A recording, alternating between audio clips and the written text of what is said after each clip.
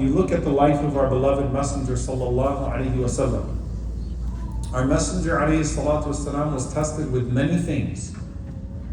He was tested with the loss of health. He was almost killed in Uhud, sallallahu alaihi wasallam. He was tested with the worst years of poverty during the boycott.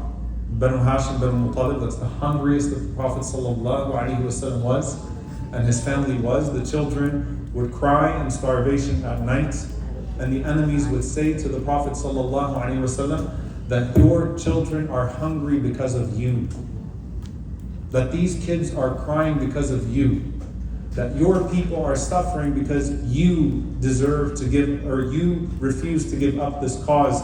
Therefore, this is on you. The same Zionist tactics of psychological torture that are being inflicted on our people were inflicted upon our forefathers by their forefathers, being the Fir'auns of this ummah, when they said to the Prophet ﷺ and the companions that this is on you.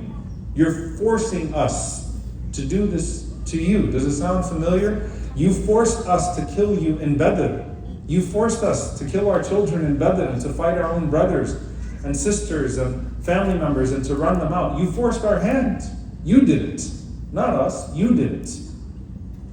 We're used to this Fir'aunic way of thinking.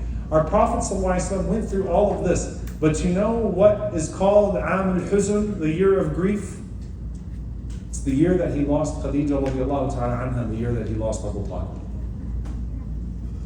Because when the Prophet ﷺ suffered in the early days of the da'wah and in the boycott, at the end of the day he had the warm embrace of Khadija radiallahu ta'ala anha to run back to and to tell him that you are going to be okay. Even though the Prophet ﷺ was receiving divine affirmation, there is divine mercy in the presence of human affirmation that we give to one another. You're going to be okay, Ya Rasulullah.